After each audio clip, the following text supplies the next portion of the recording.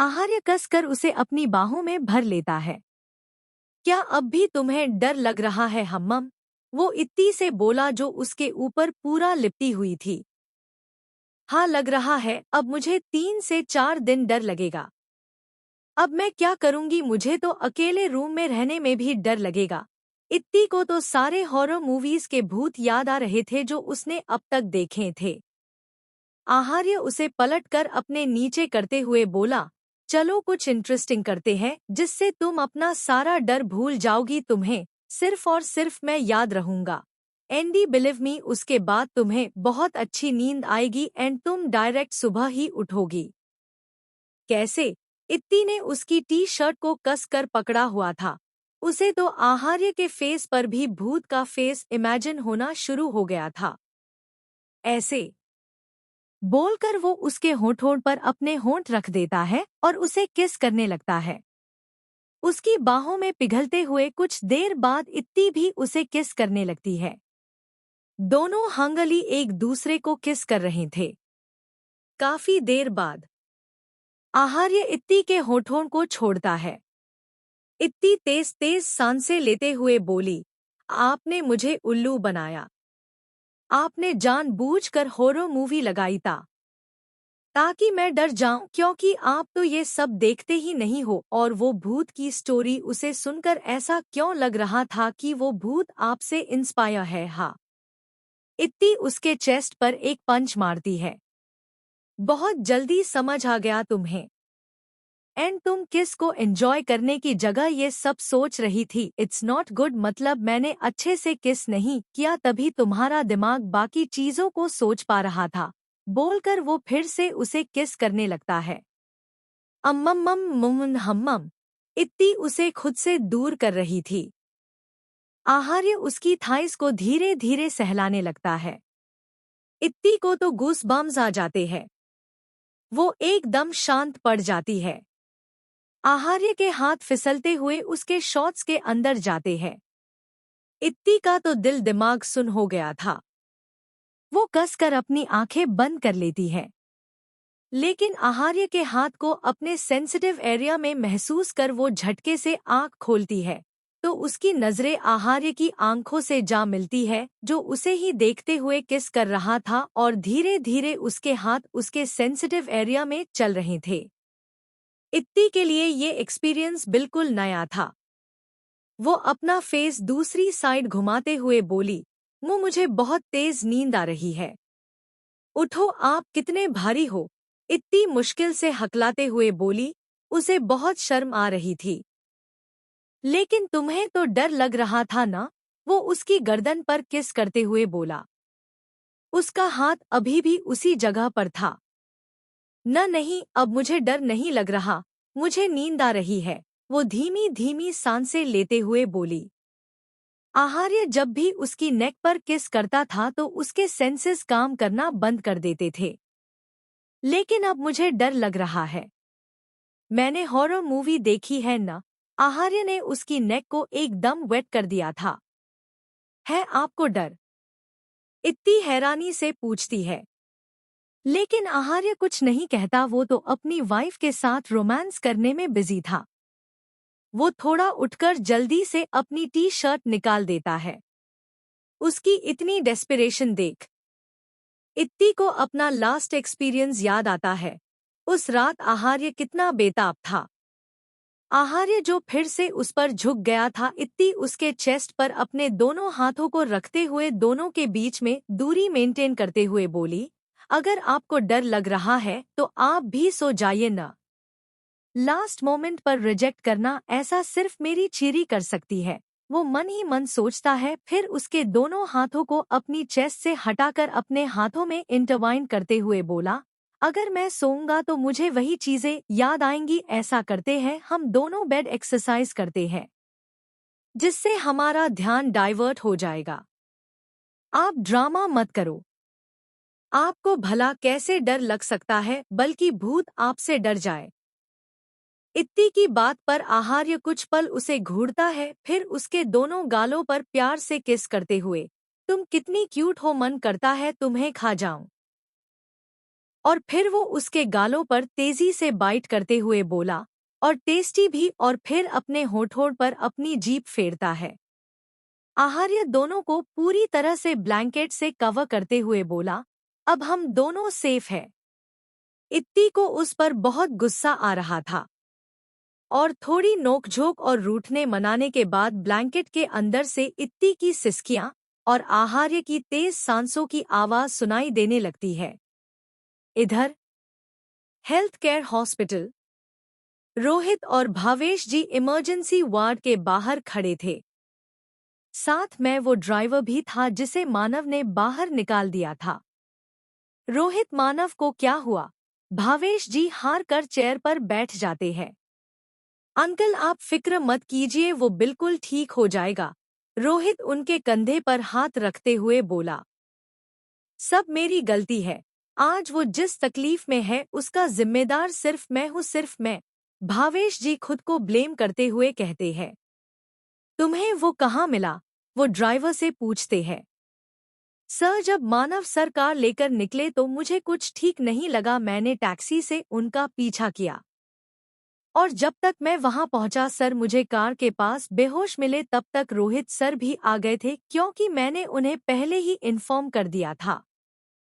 Emergency ward का दरवाजा खुलता है और डॉक्टर बाहर आते हैं।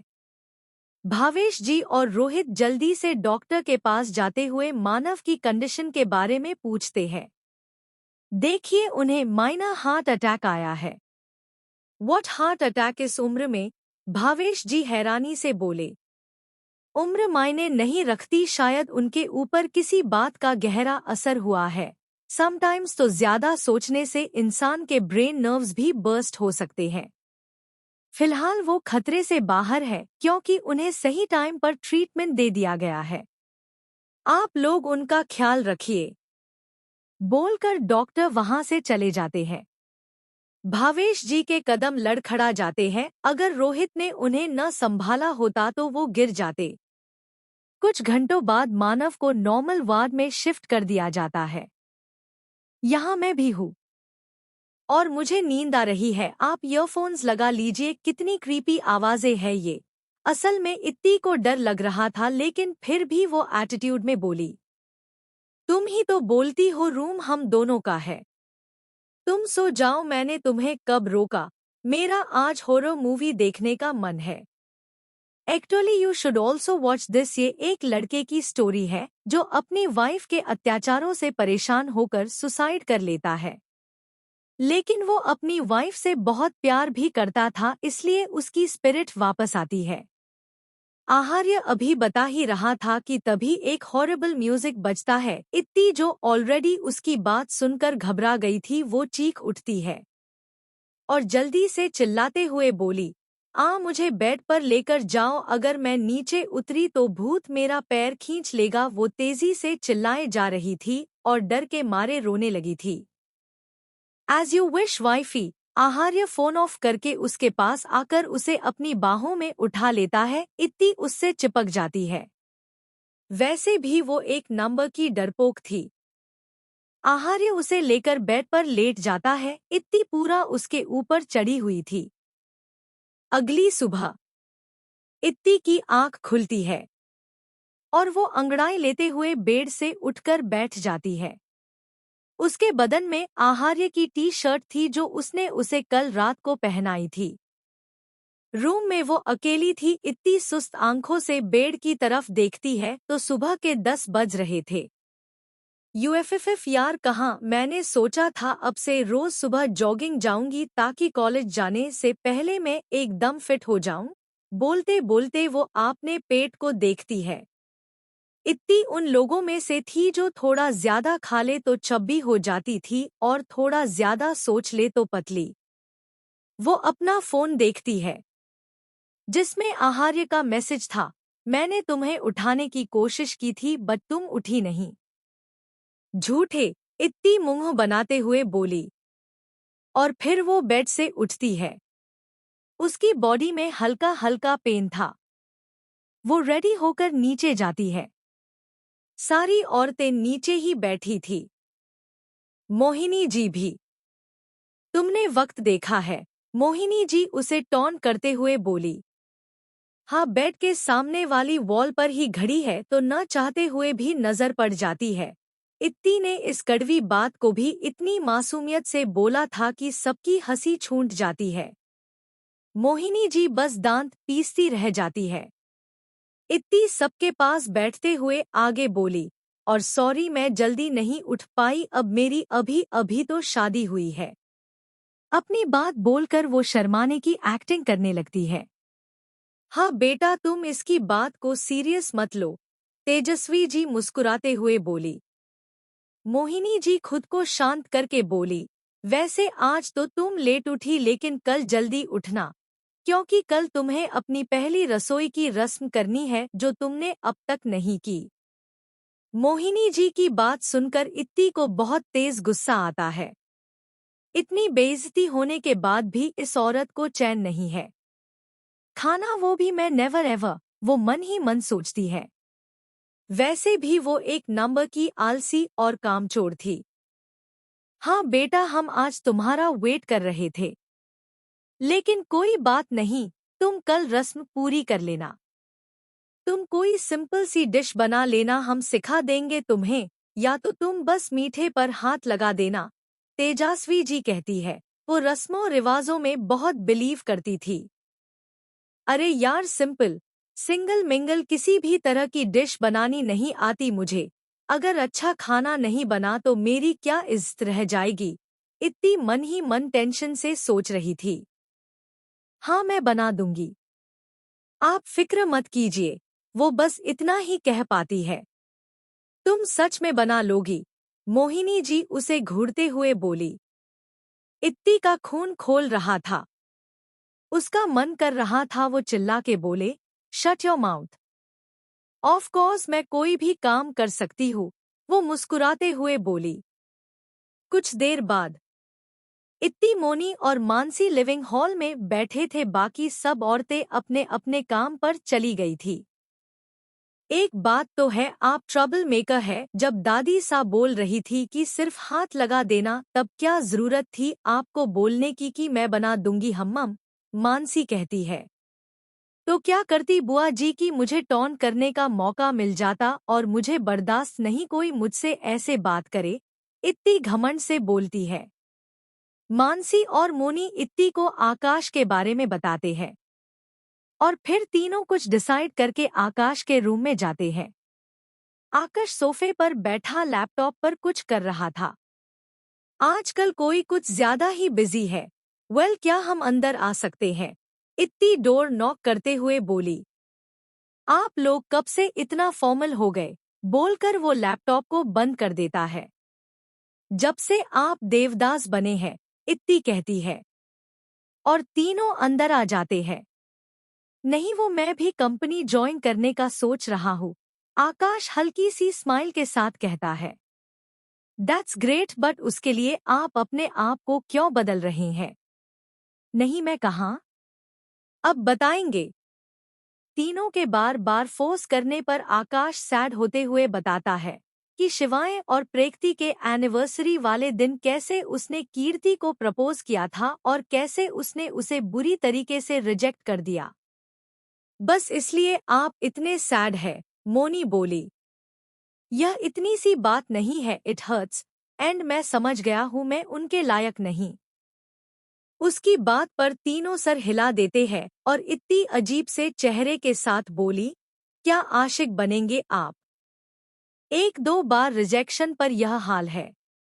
आप तो ऐसे रिएक्ट कर रहे हैं जैसे आप दी के बच्चों के पापा की जगह मामा बन गए। अब मुझे ही अपने भाभी होने का फ्रिज निभाना पड़ेगा। उसके बाद इत्ती किसी को कॉल करती है। थोड़ी देर बात करने के बाद वो कॉल डिस्कनेक्ट करते हुए बोली, वो आ रही है, देखना वो ही आपकी लव स्टोरी को फिक्स करेगी। कौन? तीनों एक साथ पूछते हैं। उसके लिए तो हमें उससे मिलना होगा, यहाँ पर कोई अच्छा सा कैफे है? हाँ, ब्लू स्टार्ट कैफे पास में है, मोनी जवाब देती है। ओक, फिर मैं उस वहीं बुला लेती हूँ। इत्ती किसी को मैसेज करती है। फिर आहार्य को मैसेज करते हुए बोली, मैं ब्लू स्टार कैफे जा रही हूँ। तुम पूछ रही हो या बता रही हो? कुछ ही सेकंड्स में उसे आहार्य का रिप्लाई आता है। ऑफ कोर्स बता रही हूँ। अब बीवाईवाई मैं बिजी हूँ, आप मुझे डिस्टर्ब कर रहे हैं। मैसेज सेंड करके इत्ती फोन ऑफ कर देती है। बिजी? आहार्य उस मैसेज को घूर रहा था और बाकी सारे एम्प्लॉयज उसे। वो इस वक्त मंथली एनालिटिक मीटिंग अटेंड कर रहा था जिसमें हर डिपार्टमेंट का हेड मौजूद थे। आहार्य को एहसास होता है सब उसे ही देख रहे हैं।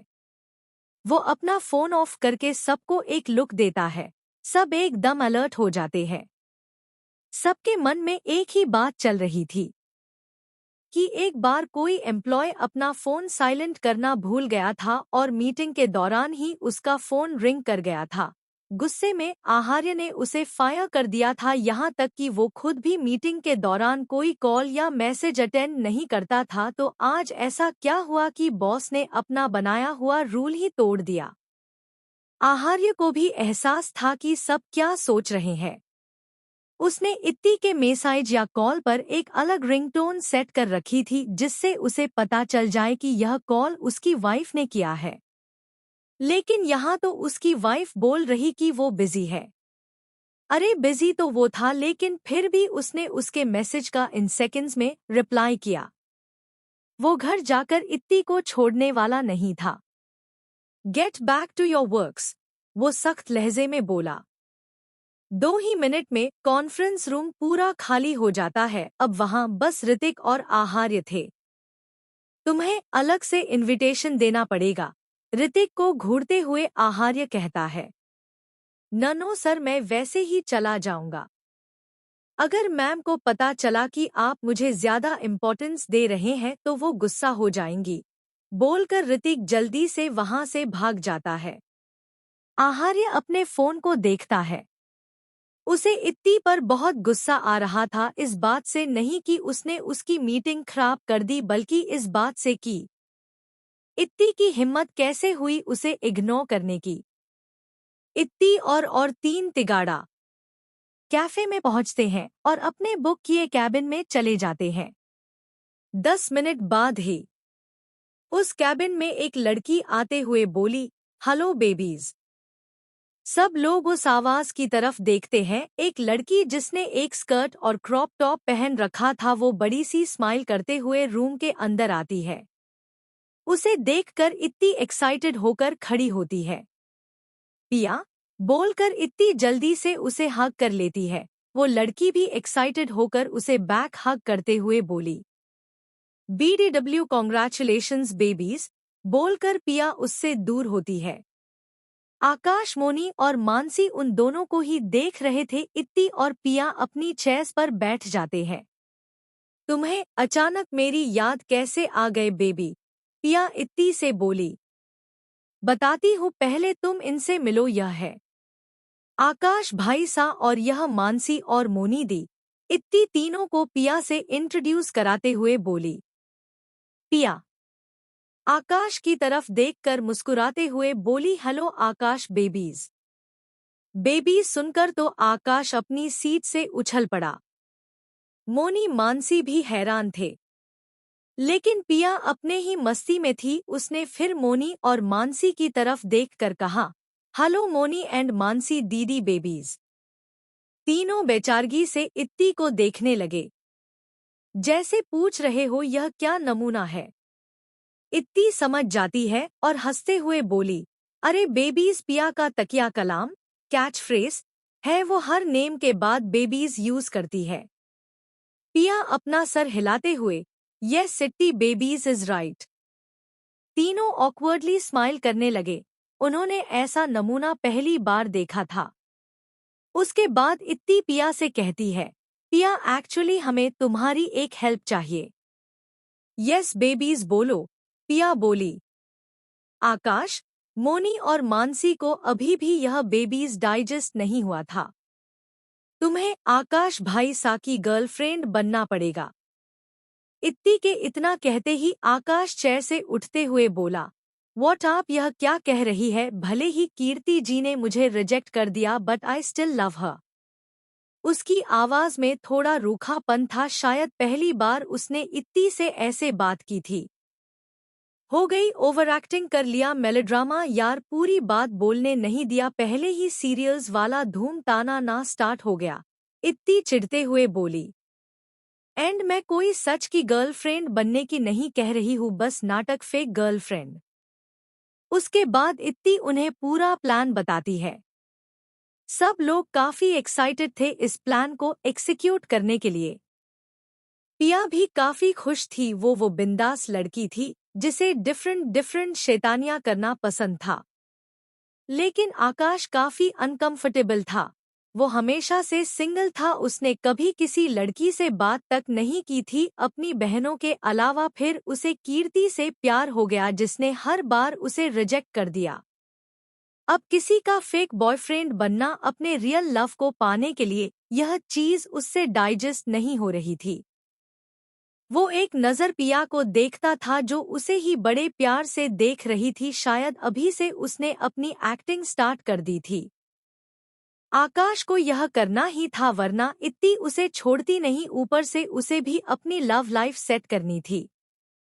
और कीर्ति दी को यहाँ कैसे बुलाना है वो भी मैंने सोच लिया है।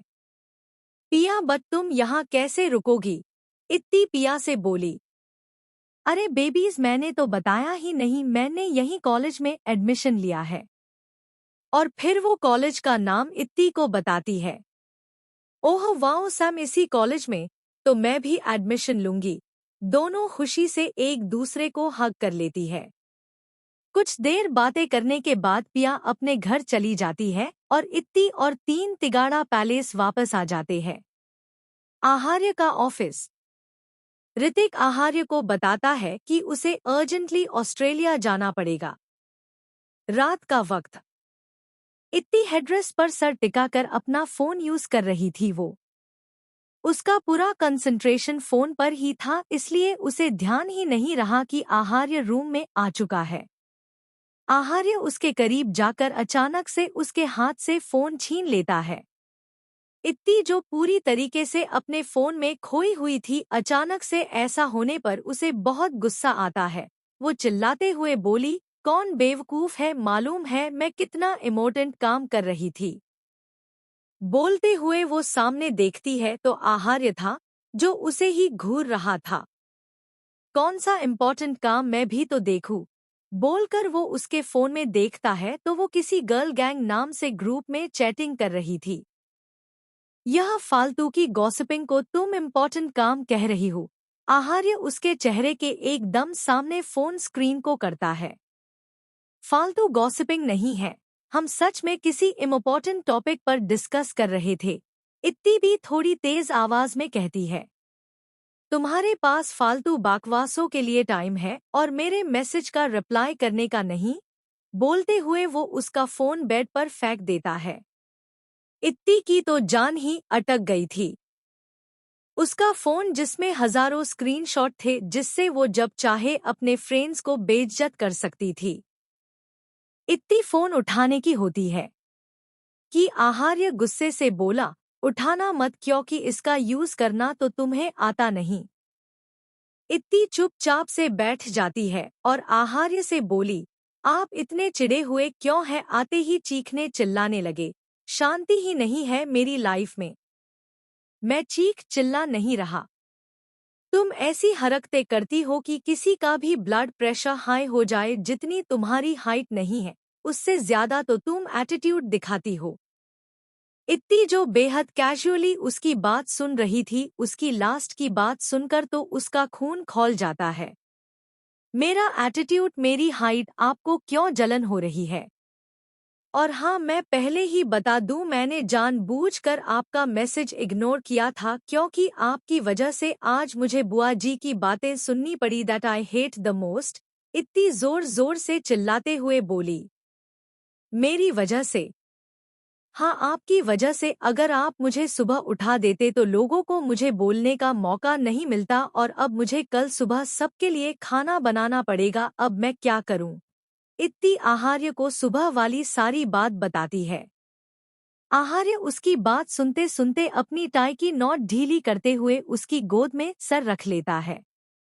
उसके सर में दर्द था और उसका फेस में काफी थका हुआ लग रहा था। तो तुम कब से किसी की बातें मानने लगी, डायरेक्टली मना कर देती। आहार्य उसे देखते हुए कहता है। एच ऐसे कैसे, मेरी भी कोई इज्जत है, मैं ऐसे ही किसी को बोलने का मौका नहीं दे सकती। खाना ही तो बनाना है, वो तो मैं नेट पर देख कर भी बना लूंगी। इत्ती उसके सर को हल्के हल्के दबाते हुए बोली। दोनों को देखकर लग ही नहीं रहा था कि दोनों कुछ देर पहले लड़ रहे थे। तुम बहुत घमंडी हो, you know. I know I am काबिले तारीफ, अब मेरी इतनी भी तारीफ मत कीजिए। इत्ती हंसते हुए बोली। BDW, आपका सर दर्द कैसा है? क्या आपको माइग्रेन है? मैंने ड्रॉवर में मेडिसिन्स देखी थी। इत्ती उससे पूछती है। हाँ, अब बेटर है। आहार्य उसके सॉफ्ट सॉफ्ट हाथों को पकड़ते हुए उस पर किस कर लेता है। क्या तुमने डिनर किया?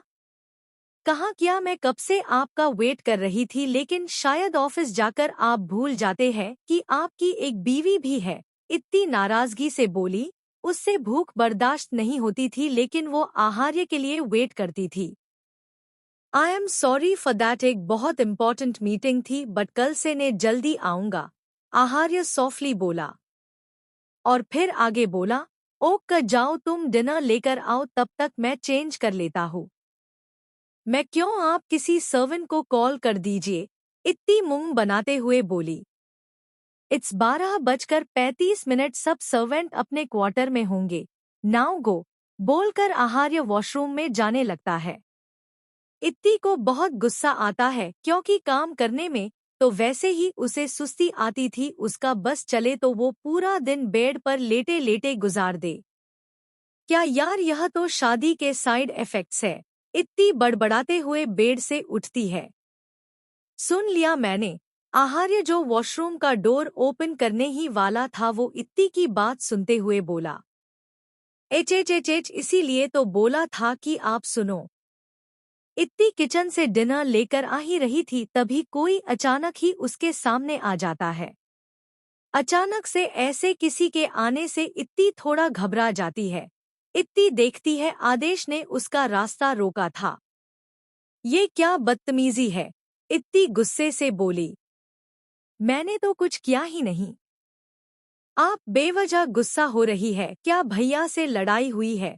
आदेश मुस्कुराते हुए बोला, जैसे उसे इत्ती के गुस्से से कोई फर्क नहीं पड़ता हो। Mind your business. अपने काम से काम ही तो रख रहा हूँ, आदेश कहता है। फिर उसके हाथ में खाने की प्लेट को देखकर बोला, बैड लक, राजकुमारी होते हुए भी आपको काम करना पड़ रहा है। ही डोंट डिजर्व। शट अप, समझे? अदरवाइज इसके जो कॉन्सिक्वेंसेस होंगे, तुम उसे पूरी तरह से डिजर्व करते हो। इतना बोलकर वो उसे क्रॉस करते हुए वहां से निकल जाती है। लेकिन कुछ सोचकर वो रुकते हुए बोली, सुनो। आदेश खुशी से उसे देखता है तो इत्ती मुस्कुराते हुए बोली, अभी तुमने भैया कहा था ना, तो उस लिहाज से मैं तुम्हारी भाभी हुई। और भाभी का ओहदा कितना बड़ा होता है शायद तुम्हें मालूम नहीं होगा। अगर इंडिया में रहे होते तो अपनी लिमिट याद रखते। एनीवेज, अब याद रखना, थोड़ा रुककर अपनी औकात। बोलकर वो वहां से चली जाती है। आदेश को बहुत गुस्सा आ रहा था। कुछ पल वो उसे देखता है, फिर हंसते हुए, कितनी स्पाइसी बातें हैं तुम्हारी। इत्ती अपने रूम में आती है। उसी वक्त आहार्य वॉशरूम से बाहर आता है। इतना सा काम करने में तुम इतना गुस्सा हो गई। वो टॉवल को अपनी सही जगह पर रखता है जिससे वो अपने बाल वाइप कर रहा था। एक तो मैंने काम किया और आप मुझे इनडायरेक्टली कामचोर बोल रहे हैं। वो प्लेट को टेबल पर रखते हुए बोली। आज तो डिनर और ज्यादा टेस्टी होगा, तुमने जो टच कर दिया। आहार्य जानबूझकर इत्ती को चिढ़ाते हुए बोला। कितनी चीजी लाइन थी, आप पर बिल्कुल सूट नहीं कर रही। इत्ती बुरा सा मुंह बनाते हुए कहती है। वो आहार्य को आदेश के बारे कुछ नहीं बताती। रूम में आने से पहले वो सोच रही थी कि कुछ देर पहले हुए इंसिडेंट के बारे में उसे आहार्य को बता देना चाहिए या नहीं। कहीं आहार्य को ये न लगे कि वो छोटी छोटी बातों पर ज्यादा ओवर रिएक्ट करती है, क्योंकि आदेश ने उससे कोई बदतमीजी नहीं की थी। और जो भी हो, दोनों कजिन्स है। आखिर में वो डिसाइड करती है अगर आदेश में फिर कुछ कहा तो वो खुद हैंडल कर लेगी। डिनर करने के बाद इतनी जल्दी से सोफे से खड़े होते हुए बोली, अब ये प्लेट्स आप रख कर आओगे। और जाकर बेड के बीचों बीच किसी आलसी पांडा की तरह लेट हो जाती है। इन हैबिट्स से तुम बहुत जल्दी फ्लफी पांडा जैसी हो जाओगी, आहार्य उसे प्रोवोक करते हुए बोला। एच आज मैं उल्लू नहीं बनने वाली। और मैंने आज ही एक आर्टिकल देखा था कि शादी के बाद लड़कियों का वेट गेन होना मतलब वो एक हेल्दी रिलेशनशिप में है। इत्ती अपने सर हो अपने हाथ पर टिकाते हुए उसे देखते हुए बोली। सीरियसली ये आज तक की तुम्हारी सबसे इलॉजिकल बात थी। इतना बोलकर वो रूम से बाहर चला जाता है। इन्हें ऐसा लगता है कि यही सबसे ज्यादा इंटेलिजेंट है, हम तो जाहिल है जैसे। सच में पढ़ा था यार, कहाँ गई वो पोस्ट। इत्ती अपना फोन उठाती है और वो पोस्ट आहार्य को व्हाट्सएप कर देती है विद कैप्शंस, अब कुछ हेटर्स बोलेंगे ये फेक है। कुछ देर बाद आहार्य रूम में आता है और डोर लॉक करके अपने साइड लेट जाता है। इत्ती उसके ऊपर अपना पैर रखते हुए ऑलमोस्ट उसके ऊपर चढ़ते हुए बोली, आप इतनी देर में क्यों आए? क्या नीचे कोई डायन वगैरह मिल गई थी? एक घर में सिर्फ एक ही डायन रह सकती है। आहार्य उसकी कमर को होल्ड करते हुए बोला। इत्ती को पता था आहार्य उसे बोल रहा है, लेकिन फिर भी वो हंसते हुए बोली, आर यू टेकिंग अबाउट बुआसा? और हंसने लगती है। बुआ जी के जिक्र पर आहार्य कुछ नहीं कहता, फिर उसके बालों को सहलाने लगता है। कुछ देर बाद वो बोला, मुझे ऑस्ट्रेलिया जाना होगा। इत्ती झट से अपनी आंखें खोलकर सर उठाकर उसे देखती है। क्यों जाना होगा? इट्स इम्पॉर्टेंट, बोलकर वो फिर से उसका सर अपनी चेस्ट पर रख लेता है। इत्ती को बिल्कुल अच्छा नहीं लगता। वो जल्दी से बोली, मैं भी चलूंगी। नहीं, तुम नहीं जा सकती। आहार्य उसे डायरेक्ट मना कर देता है। इत्ती के जाने का नाम सुनकर उसके फेस पर सख्ती आ गई थी। ठीक है, बोलकर इत्ती उसके ऊपर से उठकर करवट बदल लेती है। तुम ऐसा क्यों रिएक्ट कर रही हो? इट्स इम्पॉर्टेंट, वरना मैं नहीं जाता। वो उसे बैक हग करते हुए बोला। हाँ तो मैं कहाँ कुछ कह रही हूँ। हाँ बस इतना बोला था, मुझे भी जाना है। शायद बोलकर बहुत बड़ी गलती कर दी। इत्ती को रोना आ गया था। तुम वहाँ बोर हो जाओगी और तुम्हारा वहाँ जाना सेफ भी नहीं है। हाँ तो जाओ, जहाँ जाना है जाओ, मुझे बताकर एहसान क्यों कर रहे हो? इससे अच्छा बताते ही मत। इतनी तेजी से चिल्लाते हुए बोली, उसकी आंखें भरी हुई थी। एग्जैक्टली गलती कर दी बताकर। मैं कैसे भूल गया मैं किसे बता रहा हूँ? आहार्य रूडली बोला। वैसे ही उसे माइग्रेन पेन था। इत्ती के ऐसे चिल्लाने से उसे बहुत इरिटेटेड फील हो रहा था और उसका सर दर्द भी बढ़ गया था। वो अपने फोरहेड को रब करते हुए अपनी आंख बंद कर लेता है। उसका फेस सीलिंग की तरफ था। कमरे में खामोशी छा जाती है। 1 घंटे बाद इत्ती आहार्य के साइड टर्न होती है और थोड़ा थोड़ा खिसकते हुए उसके करीब आ जाती है। रूम में अंधेरा था। इत्ती हल्का सा सर उठाते हुए आहार्य को देखने की कोशिश करती है। Are you sleeping? वो उसके चेहरे के करीब जाते हुए बोली। नो, आज कुछ लाइट सा फील हो रहा है, वरना रोज मेरी बीवी अपना सारा वेट मेरे ऊपर डाल देती थी। आहार्य जवाब देता है। उसकी बात सुनकर इत्ती हंसने लगती है और अपने हाथ पैर उसके ऊपर रखते हुए बोली, जल्दी आना। हम आना ही पड़ेगा। आपका खौफ जो है रानी साहिबा। आहार्य उसे टाइटली हग करते हुए बोला। खौफ होता तो अभी कुछ देर पहले डांटते थोड़ी। इतनी धीमी आवाज में बोली। तुम भी तो मुझे गुस्सा दिलाती हो। लेकिन आप मुझे ऐसे डांट नहीं सकते, सिर्फ मैं आपको डांट सकती हूँ, इत्ती बच्चों जैसी आवाज में बोली। अच्छा अब सो जाओ, I have an headache, Aaharya low voice में कहता है। क्या मैं आपका सर दबाऊं? इत्ती उसके फोरहेड पर हाथ रखते हुए बोली। नहीं ठीक है, नाउ स्लीप। आहार्य उसके सर को सहलाने लगता है। दोनों सो जाते हैं। अगली सुबह इत्ती की आंख आज जल्दी खुल गई थी क्योंकि आज वो काफी एक्साइटेड थी अपनी पहली रसोई के लिए। वो बेड पर बैठे बैठे रूम में चारों तरफ देखती है। वो रूम में अकेली थी। आहार्य वहां नहीं था। क्या आहार्य उसे बताए बिना चला गया? सोचकर इत्ती उदास हो जाती है। इत्ती उखड़े हुए मूड के साथ बेड से उठती है और वॉशरूम में चली जाती है। मन ही मन वो आहार्य को बुरा भला बोल रही थी। कुछ देर बाद इत्ती मिरर के सामने खड़े होकर रेडी हो रही थी, तभी रूम का डोर ओपन होता है और आहार्य अंदर आता है। ए भूत! इत्ती की चीख निकल जाती है। तुम क्या एनी टाइम यही सब सोचती रहती हो? आहार्य उसे डांटते हुए बोला। आप तो चले गए थे न, फिर इतनी जल्दी ऑस्ट्रेलिया से वापस भी आ गए। इतनी जल्दी से उसके पास जाकर उसके बाजुओं पर लटकते हुए उससे पूछती है। हाँ, ऑस्ट्रेलिया यहाँ से 15 मिनट की डिस्टेंस पर ही तो है। मैं जाकर वापस आ गया। आहार्य उसे टॉन्ट करते हुए वॉशरूम में जाने लगता है। अरे वो मैं आपको देखकर सरप्राइज हो गई थी। मुझे लगा आप चले गए। आप तो बोल रहे थे न आप जाओगे, तो फिर? इत्ती फिर से उसके सामने जाकर उससे सवाल करती है। हाँ, तुमने ही तो बताया था कि तुम आज खाना बनाने वाली हो। ये गोल्डन अपॉर्चुनिटी मैं कैसे मिस कर सकता हूँ, जो शायद मुझे फर्स्ट और लास्ट टाइम नसीब होगी। इतना कहकर वो बिना उसका कोई रिप्लाई सुने वॉशरूम में चला जाता है। हालांकि आहार्य ने ही जानबूझकर टाइम शेड्यूल करवाया था, जब उसे कल इत्ती ने पहली रसोई के बारे में बताया था। आप हमेशा मुझे रोस्ट करते रहते हो, इत्ती झुंझलाते हुए तेज आवाज में बोली। फिर वो मुंह टेढ़ा करके रूम से बाहर चली जाती है।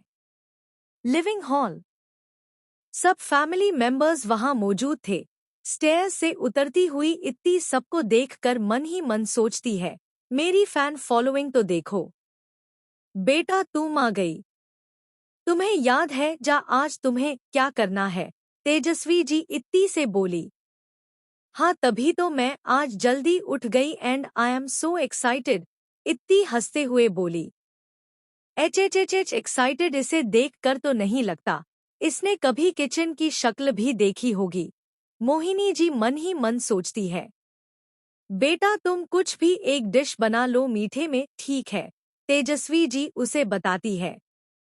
हाँ, तो मैं कौन सा 56 भोग बनाने, मैंने सिर्फ एक ही डिश बनाने की तैयारी की है। आपने कल एक ही कहा था ना? सबको अपनी तरफ देखता पाकर वो झूठा हंसते हुए कहती है। भाभी सा हम आपकी हेल्प करे, मोनी उसे रोकते हुए बोली, जो किचन की तरफ जा रही थी। नहीं, बिल्कुल नहीं। मैं अपना क्रेडिट किसी के साथ शेयर नहीं करूंगी, इत्ती उन्हें साफ साफ मना कर देती है और किचन में चली जाती है। इधर रूम में आहार्य रूम से बाहर जा ही रहा थी कि इत्ती का फोन ब्लिंक करता है। वो कैजुअली चेक करता है तो रेसिपी से रिलेटेड काफी सारी नोटिफिकेशन थी, जिसे शायद कल ही इत्ती ने सब्सक्राइब किया था। वो क्यूरियसली चेक करता है और उसकी सर्च हिस्ट्री देखकर उसे हंसी आ जाती है, जो कि कुछ ऐसी थी। World's most easiest and tasty dish, any sweet dish that can be made quickly. ऐसे ही अजीबोगरीब चीजें उसने सर्च की थी। आहार्य को यह भी पता चल गया था कि इत्ती क्या बनाने वाली है। वो उसका फोन उसी जगह पर रख नीचे चला जाता है।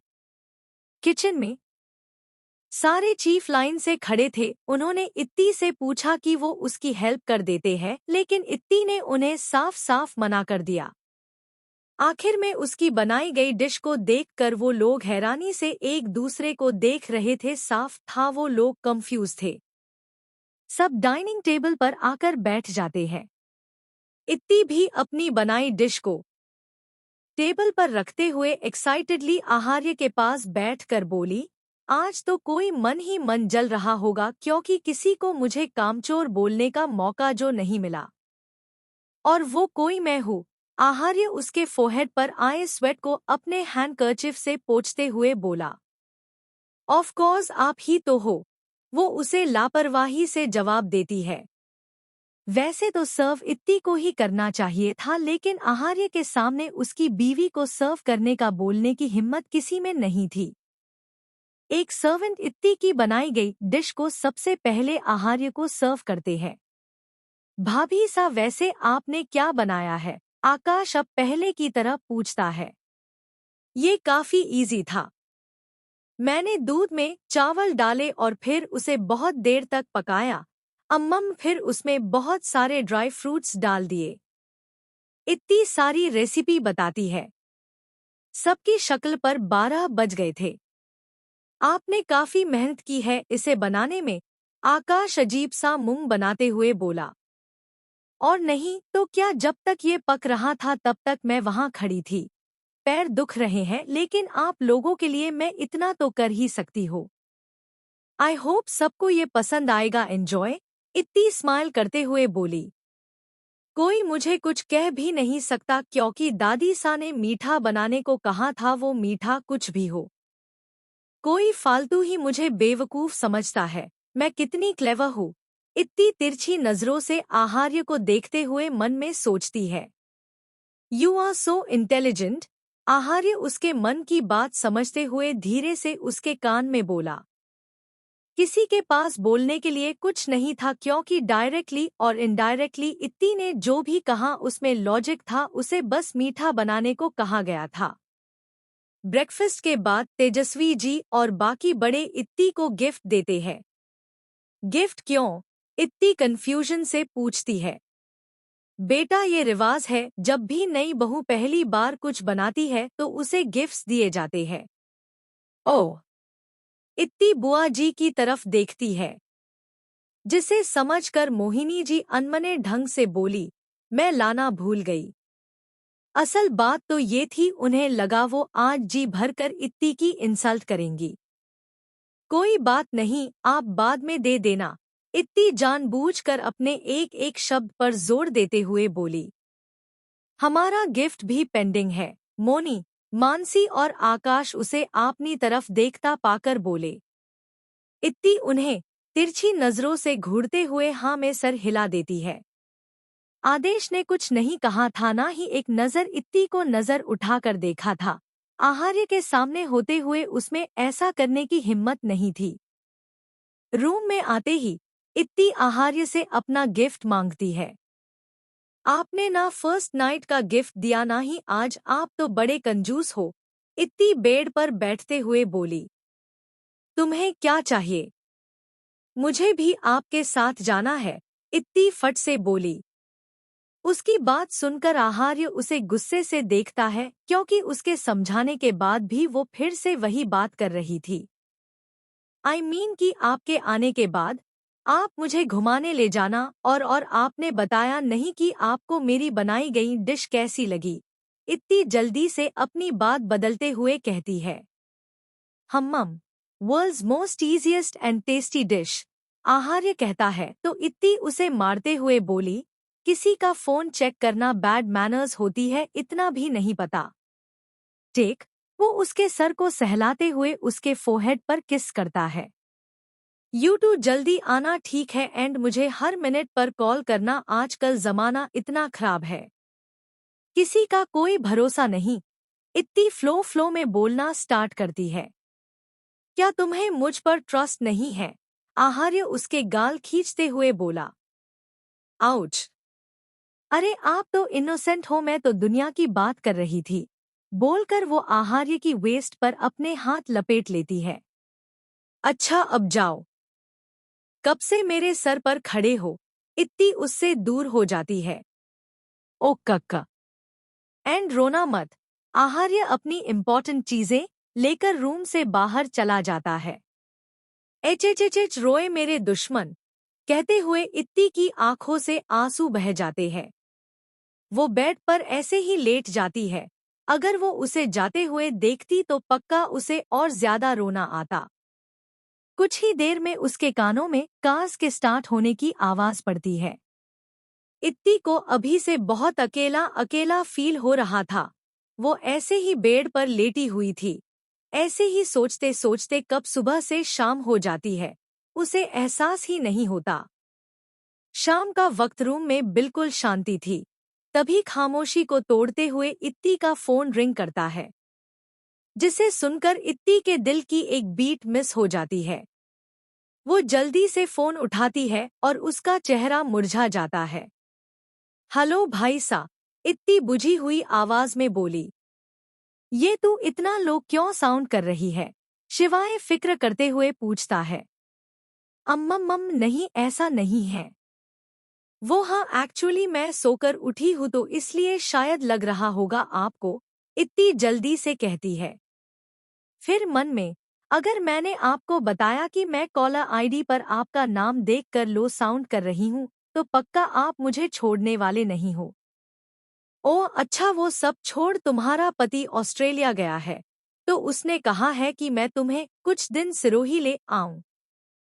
तुम अपनी पैकिंग कर लो, मैं तुम्हें लेने आ रहा हूँ। शिवाय उसे कॉल करने का मकसद बताते हुए बोला। भाई सा, वो मेरे पति के साथ साथ आपके भी कुछ लगते हैं, इत्ती उसे डांटते हुए बोली। मेरी इतनी लंबी बात में तूने सिर्फ यही बात सुनी। खैर हाँ, वही मेरा जीजा, तू जो मैंने कहा है कर।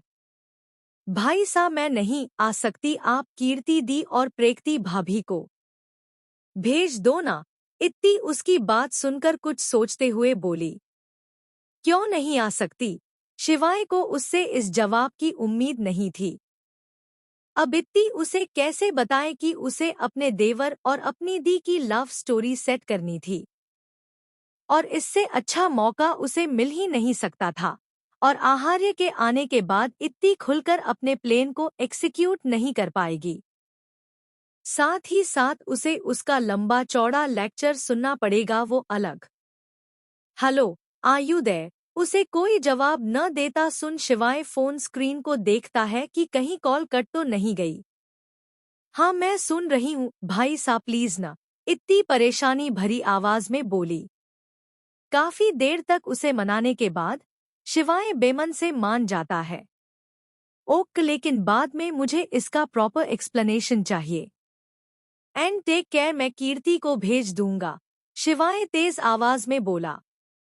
ओनली दी को और भाभी सा। उसका सवाल पूरा होने से पहले ही शिवाय चिढ़ते हुए बोला। मैं अपनी बीवी को वहां नहीं भेजने वाला, अगर वो चली जाएगी तो मैं कैसे रहूंगा? बोलकर शिवाय उसे ख्याल रखना का कहता है और कॉल डिस्कनेक्ट कर देता है। ये भाई सा कभी कभी कितने चिड़चिड़े हो जाते हैं हो। सिरोही में सब काफी एक्साइटेड थे कि इत्ती आने वाली है, लेकिन शिवाय के ये कहने के बाद कि वो नहीं आ रही, सब उदास हो जाते हैं। शिवाय सबको सिर्फ इतना ही बताता है कि इत्ती ने कीर्ति को बुलाया है, लेकिन प्रेक्ति वाली बात नहीं बताता। वहां जाने की बात सुनकर कीर्ति काफी परेशान हो जाती है। वो वहां नहीं जाना चाहती थी, रीजन था आकाश। वो आकाश को दोबारा फेस नहीं करना चाहती थी, क्योंकि उसके सामने आते ही उसके एहसास बेकाबू हो जाते थे। लेकिन वो मना भी नहीं कर सकती, वो क्या रीजन देती सबको? वो वहां क्यों नहीं जाना चाहती? आखिर में वो वहां जाने के लिए निकल जाती है। जयपुर। इत्ती, मोनी, आकाश और मानसी सब गार्डन में बैठे थे। शाम के वक्त ठंडी ठंडी हवा चल रही थी, जिससे इत्ती के बाल बार बार उड़कर उसके चेहरे पर आ रहे थे, जिन्हें वो बार अपने कान के पीछे करते हुए सबसे बात करते हुए हंसे जा रही थी। अपनी रूम की खिड़की पर खड़े आदेश की नजरें सिर्फ इत्ती पर थी। वो बहुत ही इंटेंसली उसे देखे जा रहा था। इत्ती को ऐसा लगा जैसे कोई उसे देख रहा है, क्योंकि इस मामले में लड़कियों के सेंसेस काफी स्ट्रॉन्ग होते हैं। इधर उधर देखते हुए उसकी नजर उसी विंडो पर जाती है जहां आदेश खड़ा था। लेकिन अब वहां कोई नहीं था। इत्ती इस फीलिंग को इग्नोर कर वापस से उनकी बातों में शामिल हो जाती है। आदेश इत्ती के देखने से पहले ही वहां से हट गया था।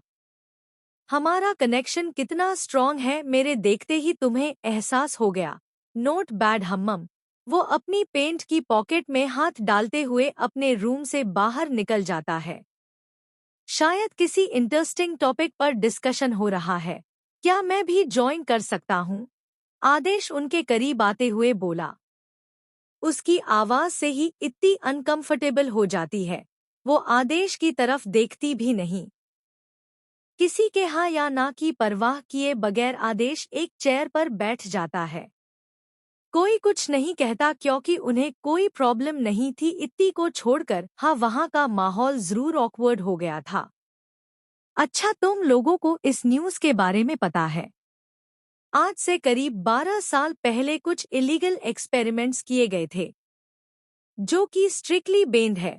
और शॉकिंग बात ये थी कि इन सब का मास्टरमाइंड एक 16 साल का लड़का था। आदेश खुद ही बात की शुरुआत करते हुए बोला। इत्ती ने इस बारे में एक बार स्कूल में सुना था। ये काफी पुरानी बात थी। कुछ लोग इसे फेक बोलते हैं तो कुछ इसे सच मानते हैं। लेकिन ऐसा कहा जाता है कि गवर्नमेंट अभी भी इस बारे में पता लगा रही है। आज से 3 साल पहले फिर से ये न्यूज़ ट्रेंडिंग में थी, लेकिन फिर अचानक ही सब नॉर्मल हो गया और लोगों ने भी इस बारे में बात करना बंद कर दिया। इत्ती ने जब इस बारे में अपने दोस्तों से सुना था तो उसने सोचा, अगर ये सच हुआ तो जरूर वो लड़का किसी मॉन्स्टर से कम नहीं होगा, क्योंकि उसकी वजह से कितनों की जाने गई थी। हाँ, मैंने भी सुना है, but I thinks it's fake, Akash बोला। सच भी तो हो सकता है, हु नोज। अगर सच हुआ तो वो इंसान इंसान नहीं मॉन्स्टर होगा। आदेश इत्ती को देखते हुए ठहर ठहर कर बोला। हम्मम मॉन्स्टर तो होगा। इत्ती को सोचकर ही गूज़बम्स आ गए थे। ये सब उसकी सोच से भी परे था। तभी उन्हें बाहर से कार के रुकने की आवाज आती है। इत्ती एक्साइटेड हो जाती है क्योंकि उसे पता था कौन है। कुछ ही मिनट बाद उन सब की आंखों के सामने एक जाना पहचाना चेहरा था, जिसे देखकर आकाश की आंखें शौक से खुली की खुली रह जाती है। ऑस्ट्रेलिया। एक चोपर एक जंगल के ऊपर था। वो जंगल इतना गहरा था कि ऊपर से सिर्फ पेड़ ही पेड़ नजर आ रहे थे। उस चोपर का डोर ओपन होता है और एक इंसान जिसने ब्लैक आउटफिट के ऊपर ब्लैक ओवरकोट पहना हुआ था, उसका फेस भी ब्लैक मास्क से कवर था। वो नीचे जंप करता है और चॉपर वहां से चली जाती है। वो इंसान अपनी तीखी आंखों से चारों तरफ देखता है और सीधा खड़ा होता है। उसके ब्लैक कपड़ों पर मिट्टी लग गई थी। वो उस घने और खौफनाक जंगल में ऐसे चल रहा था जैसे वो इसके हर हिस्से से अच्छी तरह से वाकिफ हो। करीब 5 मिनट चलने के बाद वो एक बहुत ही बड़े से पेड़ के सामने खड़ा था। वो पेड़ काफी बड़ा और मोटा था और दिखने में एक नॉर्मल पेड़ ही लग रहा था। वो इंसान उसकी एक ब्रांच को पुल करता है और उसका ट्रंक किसी डोर की तरह ओपन हो जाता है। वो इंसान उसके अंदर चला जाता है और बाहर से फिर से वो पेड़ नॉर्मल ट्री में कन्वर्ट हो जाता है। वो शख्स अंधेरे में भी उन छोटी छोटी स्टेयर्स पर आराम से चल रहा था। जैसे जैसे वो नीचे की तरफ आ रहा था वैसे वैसे वो रोशनी में आ रहा था। वो अपने फोन को देखता है। उसके फोन में सिग्नल ब्लॉक था। फिर वो अपनी घड़ी को देखता। घड़ी 3 मिनट पहले ही रुक चुकी थी।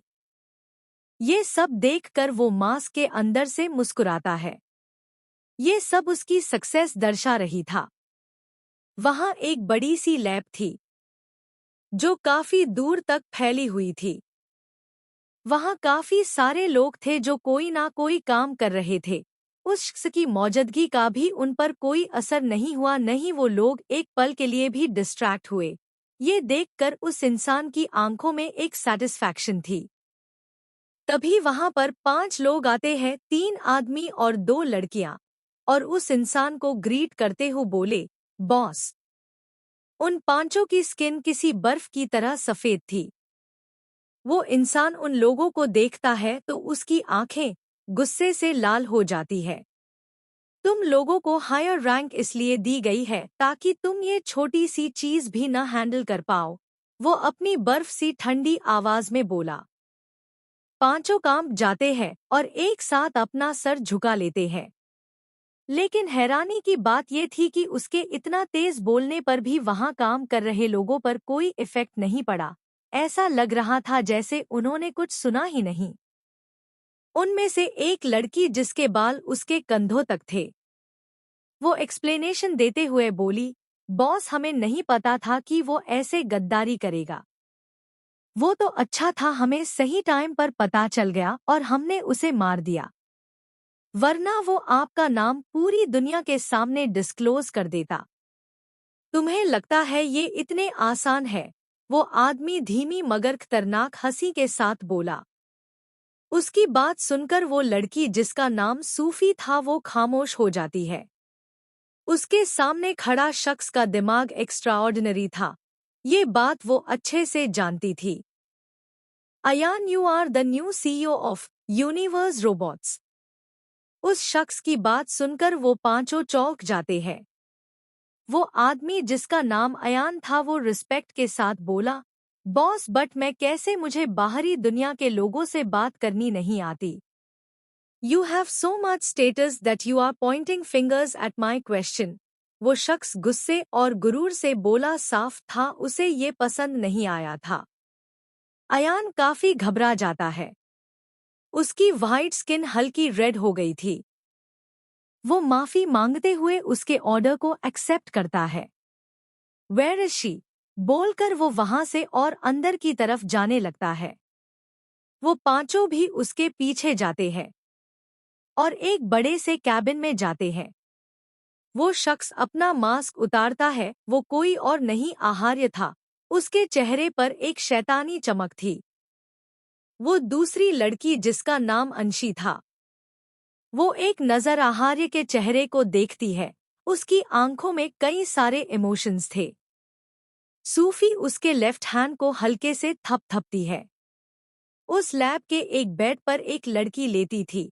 उसके सर पर कई सारे वायर्स लगे थे। वो लड़की कोई और नहीं, शनाया थी, जिसकी सिर्फ सांसें चल रही थी। आहार्य बड़ी सी स्क्रीन के सामने जाता है और उसकी उंगलियां बड़े से कीबोर्ड पर चलने लगती है, जिससे कि स्क्रीन पर कुछ लाइंस शो करने लगती है। वो पांचों जो साइड में खड़े थे, उनके फेस पर एक्साइटमेंट आ जाती है। शनाया का चेहरा जो अब तक शांत था, उसकी आईब्रोज में हरकत होने लगती है। वो झट से अपनी आंखें खोलती है और दर्द से तड़पने लगती है। उसका सर दर्द कर रहा था, उसकी ब्रेन नर्व्स खिंच रही थी। वो स्ट्रगल करती है, लेकिन उसके हाथ पैर जंजीर से बंधे हुए थे। स्क्रीन पर कुछ इमेजेस शो होने लगती है जो काफी ब्लर थी। आहार्य का चेहरा जितना शांत था, उसका ब्रेन उतना ही पजल्ड। वो पिछले 5 साल से इस पर वर्क कर रहा था, जिसमें किसी भी इंसान के ब्रेन में जो भी परमानेंट मेमोरी स्टोर्ड होती है, उसकी इमेजेस, या यूं कहे कि उसकी थिंकिंग, आहार्य स्क्रीन पर शो करना चाहता था। लेकिन अब तक वो इसमें सक्सेसफुल नहीं हो पाया था। अब तक उसने 8 लोगों के ऊपर ये एक्सपेरिमेंट किया था जो कि उसके राइवल्स थे या उसके एनिमी, और अब 9th शनाया थी। अगर ये एक्सपेरिमेंट आज सक्सेसफुल होता है तो ये अब तक का उसका सबसे सक्सेसफुल एक्सपेरिमेंट होगा जो वो अपने दुश्मनों के खिलाफ इस्तेमाल करेगा। उसने अब तक 118 एक्सपेरिमेंट्स किए थे, कुछ लीगल तो कुछ इलीगल और खतरनाक। लीगल जो कि लोगों के लिए यूजफुल था, उसे वो दुनिया के सामने शो करता था, बस उसे रिप्रेजेंट कोई और शख्स करता था। वो किसी शैडो की तरह था। कुछ लोग उसे अफवाह मानते थे तो कुछ उसे मॉन्स्टर साइंटिस्ट के नाम से। अचानक ही स्क्रीन बिल्कुल ब्लैंक हो जाती है और शनाया की नाक और कान से खून निकलने लगता है। आहार्य की आंखें गुस्से से लाल हो जाते हैं। वो एग्रेसिवली उस स्क्रीन पर एक पंच मारता है। आज फिर वो सक्सेस नहीं हो पाया था। उसे इतने गुस्से में देखकर वो पांचों काम जाते हैं। क्लीन दिस ब्लडी मिस, वो चीखते हुए बोला। तीनों आदमी जल्दी से शनाया की डेड बॉडी वहां से उठाते हैं और पांचों वहां से चले जाते हैं। आहार्य को बहुत तेज गुस्सा आ रहा था। वो गुस्से में बिल्कुल पागल सा हो गया था। पूरा लैब बर्बाद हो गया था। लेकिन ये कुछ नया नहीं था। जब भी उसका कोई भी एक्सपेरिमेंट अनसक्सेसफुल होता था वो ऐसे ही पागल हो जाया करता था। वो पांचों एक रूम में बैठे थे। फिर से फेलियर, सूफी अफसोस से बोली। यस, बॉस बहुत गुस्से में है। क्या हमें जूनियर बॉस को इन्फॉर्म कर देना चाहिए? उन्हीं में से एक बोला। No Vansh, it's not a good idea, Sufi उसे मना करते हुए बोली। कहने को तो इस जगह पर 500 से ज्यादा लोग थे, लेकिन उनमें से कुछ ही इंसान थे, बाकी रोबोट्स जिनकी अपनी अपनी स्पेशलिटी थी। वंश भी रोबोट था, बाकी 4 इंसान। आई डोंट नो, बॉस ने मुझे सीईओ क्यों बनाया? मैं पिछले 5 सालों से बाहरी दुनिया में नहीं गया। कुछ गड़बड़ हो गई तो? अयान टेंशन से बोला। उनकी स्किन इतनी वाइट इसलिए थी क्योंकि वो काफी सालों से बाहर जमीन के ऊपर जो दुनिया बसी थी वहां नहीं गए। अयान, यू आर लकी कि बॉस ने तुम्हें प्रोमोट किया, सूफी बोली। आई विश तुम्हारी जगह मैं होती, अंशी बोली। अंशी, कंट्रोल योर फीलिंग। तुम बस उनकी एक सबॉर्डिनेट हो। अपने बॉस, अपने आइडियल के लिए रोमांटिक फीलिंग्स रखना ये क्राइम है, अयान स्ट्रिक्ट टोन में बोला। I know it's against the rule. Andy, Itti, join करने से पहले हमें ये स्ट्रिक्टली कहा गया था, but I can't control my feelings. Andy boss, he is genius. उनकी इंटेलिजेंस इस दुनिया से परे है। बाहरी दुनिया में भले ही लड़कियां उनके लुक्स पर मरती होंगी, but I am madly in love with her extraordinary feature, extraordinary IQ. अंशी एक गहरी सांस लेकर अपनी फीलिंग्स एक्सप्रेस करती है। अगर ऑर्गेनाइजेशन को या बॉस को इस बारे में पता लगा तो तुम्हें पता है न तुम्हारे साथ क्या होगा। एंड हमारा आउटसाइड वर्ल्ड से कोई कनेक्शन नहीं है। हम ये भी नहीं जानते कि बॉस की लाइफ में कोई है या नहीं, सूफी उसे समझाती है। दैट्स वाई मैं चाहती थी कि अयान को जो अपॉर्चुनिटी मिली है वो मुझे मिलती, ताकि मुझे हर टाइम बॉस के साथ रहने का मौका मिलता। अंशी गहरी सांस छोड़ते हुए बोली। वो पूरे साल वेट करती थी और साल में एक बार जब आहार्य यहाँ आता था तब उसे आहार्य को देखने का मौका मिलता था। पहले तो वो सिर्फ इट्टी ऑर्गेनाइजेशन के लीडर से मिलना चाहती थी, जिसके लिए उसने बहुत मेहनत की। 4 साल पहले जब उसे प्रमोशन मिला तब उसे यहाँ शिफ्ट किया गया था, जो कि इट्टी ऑर्गेनाइजेशन का मेन हेडक्वार्टर था। यही के मेंबर्स ने ही सिर्फ ऑर्गेनाइजेशन के लीडर यानी आहार्य को देखा था। अंशी आहार्य से तब से प्यार करती थी जब उसने उसे देखा भी नहीं था। यहाँ तक आने के लिए उसने अपना कंफर्ट, अपनी फैमिली छोड़ दी, क्योंकि यहाँ आने से पहले आउटर वर्ल्ड से कनेक्शन तोड़ना पड़ता है। न फोन कॉल्स, न कुछ। इस जगह पर हाईएस्ट सिक्योरिटी थी। यहाँ किसी तरह का कोई नेटवर्क या सिग्नल काम नहीं करता था। इमरजेंसी मैसेजेस और इन्फॉर्मेशन के लिए स्पेशल डिवाइसेस बनाए गए थे, जो सिर्फ इट्टी ऑर्गेनाइजेशन के मेंबर्स के पास था। इंडिया। सब देखते कि कीर्ति सामने से चलते हुए आ रही थी। उसके हाथ में एक ट्रॉली बैग था। DIIIII भागते हुए इत्ती उसे हग कर लेती है। कीर्ति थोड़ा लड़खड़ा गई थी, लेकिन उसने खुद को संभालते हुए इत्ती को बैक हग किया। उसकी नजर न चाहते हुए सामने खड़े आकाश को देखना चाहती थी, लेकिन उसने खुद के जज्बातों को काबू किया। लेकिन हैरानी की बात यह थी कि उसे देखते ही आकाश पैलेस के अंदर चला गया। क्या उसने मुझे जानबूझकर इग्नोर किया? कीर्ति मन ही मन सोच रही थी। इत्ती, जिसका फेस दूसरी तरफ था, उसके चेहरे पर एक शैतानी मुस्कुराहट आ जाती है। आखिर इन सब की मास्टरमाइंड वही तो थी। सब अंदर जाते हैं। आदेश अभी भी उसी जगह पर बैठा हुआ था। वो जाती हुई इत्ती को देखते हुए बोला, soon you will meet that monster. रात का वक्त। आहार्य भी नहीं था और इत्ती को अकेले सोने में डर लग रहा था, इसलिए वो कीर्ति के साथ गेस्ट रूम में सो रही थी। दोनों ने आज खूब सारी बातें की थी। कीर्ति थकी हुई थी इसलिए वो सो गई, लेकिन इत्ती को नींद नहीं आ रही थी। वो बार बार अपने फोन को ऑन करती और उसे तब तक देखती जब तक वो ऑफ नहीं हो जाता। कॉल भी नहीं किया, मैंने किया तो रिसीव भी नहीं किया। I miss you. इत्ती की सिसकियां निकल जाती है। वो जल्दी से अपने मुंह पर हाथ रखकर कीर्ति को देखती है। कीर्ति को सोता देख वो चैन की सांस लेती है। इत्ती एक बार फिर कॉल करती है, लेकिन आहार्य का फोन नॉट रीचेबल था। इत्ती करवट बदलती है। वो रोना नहीं चाहती थी, लेकिन उसका दिल भरा हुआ था। रूम में अंधेरा था। तभी उसका फोन फ्लैश होता है। वो जल्दी से देखती है। उसकी हियरबीट अनस्टेबल थी। I know you must be missing me and you must be crying in anger. Quickly wipe your tears. I will come soon. Good night, Cherry. ये मैसेज देखकर उसकी हार्ट बीट तेज हो जाती है। हाँ, मैं रो रही थी cause I missed you. आपका फोन क्यों बंद था? और आपने अननोन नंबर से क्यों मैसेज किया? इतनी जल्दी जल्दी मैसेज टाइप कर रही थी। उसके हाथ एक्साइटमेंट में शिविर कर रहे थे। जैसे ही वो मैसेज सेंड करती है, मैसेज जाता ही नहीं। वो 2-3 बार ट्राई करती है, लेकिन मैसेज जा ही नहीं रहा था। इतनी जल्दी से उस नंबर पर फोन करती है। दिस नंबर इज इनवैलिड सुनकर वो चौंक जाती है। ऑस्ट्रेलिया।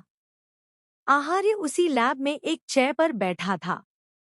उसके हाथ में एक छोटा सा डिवाइस था, जिससे उसने इत्ती को मैसेज सेंड किया था। हर साल मैं यहाँ आता हुए और आउटर वर्ल्ड को भूल जाता हूँ। ये मेरी दुनिया है जहाँ सब कुछ मैंने खुद क्रिएट किया है, लेकिन तुम मेरा वो हिस्सा हो जिसे मैं कभी अपने जहन से नहीं निकाल सकता। I am madly in love with you. Aaharya अपने वैलेट में इत्ती की फोटो को देखते हुए बोला। काफी देर तक इत्ती की फोटो को देखते रहने के बाद आहार्य वॉलेट को फिर से अपने जेब में रख लेता है और अपना काम कंटिन्यू करता है। इंडिया। अगली सुबह। इत्ती की नींद जल्द ही खुल जाती है। वो उठते ही अपना फोन चेक करती है, लेकिन आहार्य का कोई मैसेज नहीं था। इत्ती का दिल दुखने लगता है। उसकी आंखें नम हो जाती है। सर दर्द हो रहा है। वो अपने सर को पकड़ते हुए बोली। वो पूरी रात सिर्फ करवटें बदल रही थी। यहाँ तक कि उसे कुछ धुंधलात सपना भी आया जिसमें आहार्य उससे दूर जा रहा है, लेकिन उसे ठीक से कुछ याद नहीं था। वो सर घुमाकर देखती है। कीर्ति सो रही थी। इत्ती बेड से उठकर अपने रूम में चली जाता है। बाथरूम में ब्रश करते हुए भी उसके हाथ में उसका फोन था। यूएफएफएफ। इत्ती, ये तुम क्या क्या सोच रही हो? इत्ती अपने बालों को कोम करते हुए बोली। इत्ती एक ओवरथिंकर थी जो कोई भी बात दिल पर लगाकर उसके बारे में बहुत ज्यादा सोचती रहती थी। तभी उन्हें बाहर से कार के रुकने की आवाज आती है। इत्ती एक्साइटेड हो जाती है क्योंकि उसे पता था कौन है। कुछ ही मिनट बाद उन सब की आंखों के सामने एक जाना पहचाना चेहरा था, जिसे देखकर आकाश की आंखें शौक से खुली की खुली रह जाती है। ऑस्ट्रेलिया। एक चोपर एक जंगल के ऊपर था। वो जंगल इतना गहरा था कि ऊपर से सिर्फ पेड़ ही पेड़ नजर आ रहे थे। उस चोपर का डोर ओपन होता है और एक इंसान जिसने ब्लैक आउटफिट के ऊपर ब्लैक ओवरकोट पहना हुआ था, उसका फेस भी ब्लैक मास्क से कवर था। वो नीचे जंप करता है और चॉपर वहां से चली जाती है। वो इंसान अपनी तीखी आंखों से चारों तरफ देखता है और सीधा खड़ा होता है। उसके ब्लैक कपड़ों पर मिट्टी लग गई थी। वो उस घने और खौफनाक जंगल में ऐसे चल रहा था जैसे वो इसके हर हिस्से से अच्छी तरह से वाकिफ हो। करीब 5 मिनट चलने के बाद वो एक बहुत ही बड़े से पेड़ के सामने खड़ा था। वो पेड़ काफी बड़ा और मोटा था और दिखने में एक नॉर्मल पेड़ ही लग रहा था। वो इंसान उसकी एक ब्रांच को पुल करता है और उसका ट्रंक किसी डोर की तरह ओपन हो जाता है। वो इंसान उसके अंदर चला जाता है और बाहर से फिर से वो पेड़ नॉर्मल ट्री में कन्वर्ट हो जाता है। वो शख्स अंधेरे में भी उन छोटी छोटी स्टेयर्स पर आराम से चल रहा था। जैसे जैसे वो नीचे की तरफ आ रहा था वैसे वैसे वो रोशनी में आ रहा था। वो अपने फोन को देखता है, उसके फोन में सिग्नल ब्लॉक था। फिर वो अपनी घड़ी को देखता, घड़ी 3 मिनट पहले ही रुक चुकी थी। ये सब देखकर वो मास्क के अंदर से मुस्कुराता है। ये सब उसकी सक्सेस दर्शा रही था। वहां एक बड़ी सी लैब थी जो काफी दूर तक फैली हुई थी। वहां काफी सारे लोग थे जो कोई ना कोई काम कर रहे थे। उस शख्स की मौजूदगी का भी उन पर कोई असर नहीं हुआ, नहीं वो लोग एक पल के लिए भी डिस्ट्रैक्ट हुए। ये देखकर उस इंसान की आंखों में एक सैटिस्फैक्शन थी। तभी वहां पर 5 लोग आते हैं, 3 आदमी और 2 लड़कियां, और उस इंसान को ग्रीट करते हुए बोले, बॉस। उन 5 की स्किन किसी बर्फ की तरह सफेद थी। वो इंसान उन लोगों को देखता है तो उसकी आंखें गुस्से से लाल हो जाती है। तुम लोगों को हायर रैंक इसलिए दी गई है ताकि तुम ये छोटी सी चीज भी न हैंडल कर पाओ, वो अपनी बर्फ सी ठंडी आवाज में बोला। 5 कांप जाते हैं और एक साथ अपना सर झुका लेते हैं। लेकिन हैरानी की बात यह थी कि उसके इतना तेज बोलने पर भी वहां काम कर रहे लोगों पर कोई इफेक्ट नहीं पड़ा। ऐसा लग रहा था जैसे उन्होंने कुछ सुना ही नहीं। उनमें से एक लड़की जिसके बाल उसके कंधों तक थे, वो एक्सप्लेनेशन देते हुए बोली, बॉस हमें नहीं पता था कि वो ऐसे गद्दारी करेगा। वो तो अच्छा था हमें सही टाइम पर पता चल गया और हमने उसे मार दिया, वरना वो आपका नाम पूरी दुनिया के सामने डिस्क्लोज कर देता। तुम्हें लगता है ये इतने आसान है? वो आदमी धीमी मगर खतरनाक हंसी के साथ बोला। उसकी बात सुनकर वो लड़की जिसका नाम सूफी था वो खामोश हो जाती है। उसके सामने खड़ा शख्स का दिमाग एक्स्ट्राऑर्डिनरी था। ये बात वो अच्छे से जानती थी। Ayan, you are the new CEO of Universe Robots. उस शख्स की बात सुनकर वो 5 चौंक जाते हैं।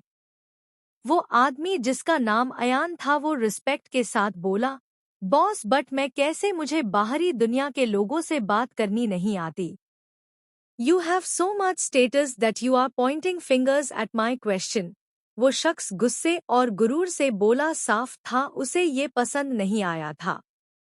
अयान काफी घबरा जाता है। उसकी वाइट स्किन हल्की रेड हो गई थी। वो माफी मांगते हुए उसके ऑर्डर को एक्सेप्ट करता है। वेयर इज शी बोलकर वो वहां से और अंदर की तरफ जाने लगता है। वो 5 भी उसके पीछे जाते हैं और एक बड़े से कैबिन में जाते हैं।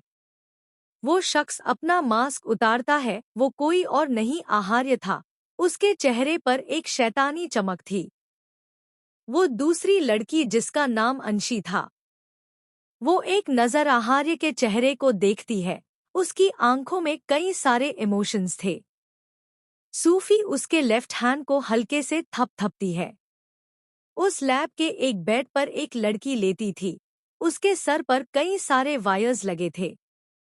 वो लड़की कोई और नहीं, शनाया थी, जिसकी सिर्फ सांसें चल रही थी। आहार्य बड़ी सी स्क्रीन के सामने जाता है और उसकी उंगलियां बड़े से कीबोर्ड पर चलने लगती है, जिससे कि स्क्रीन पर कुछ लाइंस शो करने लगती है। वो 5 जो साइड में खड़े थे, उनके फेस पर एक्साइटमेंट आ जाती है। शनाया का चेहरा जो अब तक शांत था, उसकी आईब्रोज में हरकत होने लगती है। वो झट से अपनी आंखें खोलती है। और दर्द से तड़पने लगती है। उसका सर दर्द कर रहा था, उसकी ब्रेन नर्व्स खिंच रही थी। वो स्ट्रगल करती है, लेकिन उसके हाथ पैर जंजीर से बंधे हुए थे। स्क्रीन पर कुछ इमेजेस शो होने लगती है जो काफी ब्लर थी। आहार्य का चेहरा जितना शांत था, उसका ब्रेन उतना ही पजल्ड। वो पिछले 5 साल से इस पर वर्क कर रहा था, जिसमें किसी भी इंसान के ब्रेन में जो भी परमानेंट मेमोरी स्टोर्ड होती है उसकी इमेजेस, या यूं कहें कि उसकी थिंकिंग, आहार्य स्क्रीन पर शो करना चाहता था। लेकिन अब तक वो इसमें सक्सेसफुल नहीं हो पाया था। अब तक उसने 8 लोगों के ऊपर ये एक्सपेरिमेंट किया था जो कि उसके राइवल्स थे या उसके एनिमी, और अब 9th शनाया थी। अगर ये एक्सपेरिमेंट आज सक्सेसफुल होता है तो ये अब तक का उसका सबसे सक्सेसफुल एक्सपेरिमेंट होगा जो वो अपने दुश्मनों के खिलाफ इस्तेमाल करेगा। उसने अब तक 118 एक्सपेरिमेंट्स किए थे, कुछ लीगल तो कुछ इलीगल और खतरनाक। लीगल जो कि लोगों के लिए यूजफुल था, उसे वो दुनिया के सामने शो करता था, बस उसे रिप्रेजेंट कोई और शख्स करता था। वो किसी शैडो की तरह था। कुछ लोग उसे अफवाह मानते थे तो कुछ उसे मॉन्स्टर साइंटिस्ट के नाम से। अचानक ही स्क्रीन बिल्कुल ब्लैंक हो जाती है और शनाया की नाक और कान से खून निकलने लगता है। आहार्य की आंखें गुस्से से लाल हो जाते हैं। वो एग्रेसिवली उस स्क्रीन पर एक पंच मारता है। आज फिर वो सक्सेस नहीं हो पाया था। उसे इतने गुस्से में देखकर वो पांचों काम जाते हैं। क्लीन दिस ब्लडी मिस, वो चीखते हुए बोला। तीनों आदमी जल्दी से शनाया की डेड बॉडी वहां से उठाते हैं और पांचों वहां से चले जाते हैं। आहार्य को बहुत तेज गुस्सा आ रहा था। वो गुस्से में बिल्कुल पागल सा हो गया था। पूरा लैब बर्बाद हो गया था। लेकिन ये कुछ नया नहीं था। जब भी उसका कोई भी एक्सपेरिमेंट अनसक्सेसफुल होता था वो ऐसे ही पागल हो जाया करता था। वो पांचों एक रूम में बैठे थे। मुझे बार बार रोना क्यों आ रहा है? आज मैं इतनी स्टूपिड क्यों हूँ? लिसन, जस्ट थिंक, वो बिजी है। एंड एक ही इंसान की वजह से मेरी लाइफ इतनी इफेक्ट नहीं हो सकती। इतनी मिरर में देखते खुद को डांटती है। वो रेडी होकर नीचे आती है। आज उसे अपने प्लान को एक्सिक्यूट करना था। भाभी सा, आप ठीक से सोई नहीं क्या? आपकी आंखों के नीचे ये डार्क सर्कल्स? मोनी उससे पूछती है। अम्मम्मम नहीं, मतलब हाँ, वो एक्चुअली रात में मेरा सर दर्द कर रहा था। That's it. इत्ती जो मुंह में आया बोल देती है। तो मुझे उठा देती, मैं तुम्हें हेड मसाज दे देती। कीर्ति अपने रूम जो ग्राउंड फ्लोर पर ही था उससे बाहर आते हुए बोली। नहीं दी, आप ऑलरेडी थक गए थे।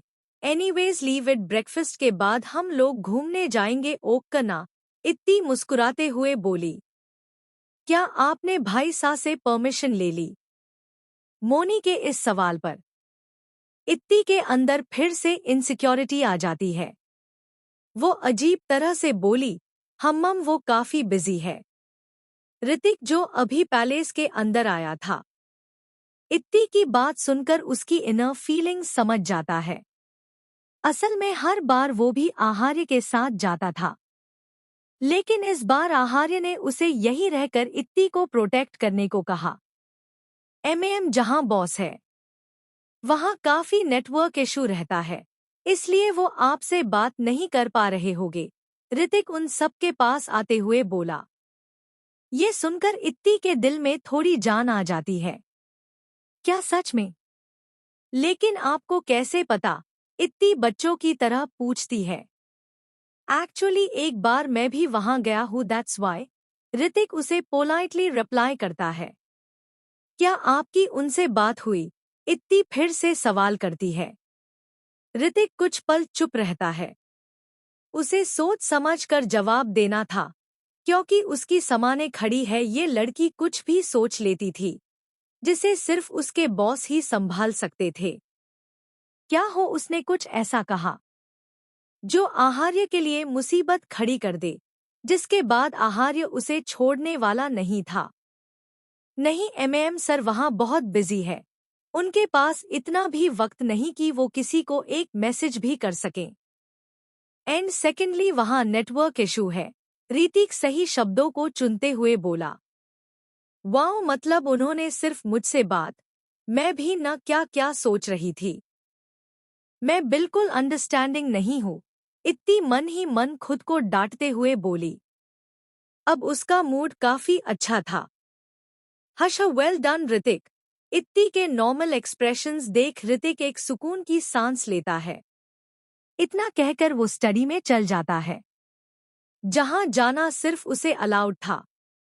मोनी अभी भी खोए हुए उसी जगह पर देख रही थी, जहां कुछ वक्त पहले ऋतिक खड़ा था। आज कितने दिनों बाद उसने उसे देखा था। हालांकि ऋतिक ने भी जाने से पहले एक तिरछी नजरों से नजर भर मोनी को देखा था, जिसे किसी ने नोटिस नहीं किया।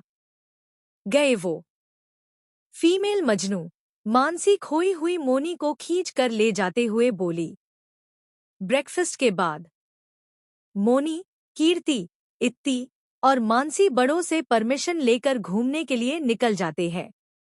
कीर्ति ने सुबह से एक बार भी आकाश को नहीं देखा था। उसे लगा वो भी उनके साथ जाएगा, क्योंकि आकाश, मोनी और मानसी हमेशा साथ ही रहते थे। कार में बैठने के बाद कीर्ति अपने मन में बोली, वेयर आर यू इत्ती? मोनी, मानसी और कीर्ति सबसे पहले मॉल जाते हैं और खूब सारी शॉपिंग करते हैं। गार्ड्स उन्हें सीक्रेटली प्रोटेक्ट कर रहे थे। सबसे ज्यादा खुश और एक्साइटेड इत्ती थी, क्योंकि उसे बचपन से हमेशा कम ही बाहर जाने दिया जाता था।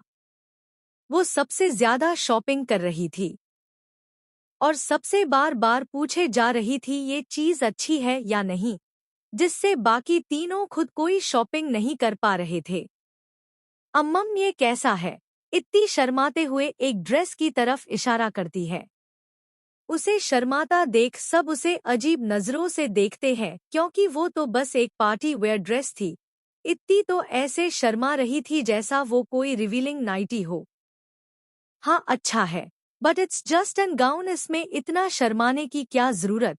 कीर्ति उसके सर पर चपत लगाते हुए बोली। ओफो दी, आप सिंगल हो न, इसलिए आप मेरे इमोशंस समझ नहीं पाए। मैं ड्रेस की वजह से नहीं, ड्रेस को पहनने की वजह सोचकर शर्मा रही हूँ, इत्ती चिढ़ते हुए बोली। तीनों उसे न समझी से देख रहे थे। सारे बेवकूफ, मेरी ही किस्मत में क्यों है? अरे 4 दिन बाद मेरी शादी की फर्स्ट मंथ एनिवर्सरी है, सो इत्ती लास्ट वर्ड खींचते हुए अपनी बात को अधूरा छोड़ देती है। हाँ तो आप इसे इजी वे में भी बता सकती थी।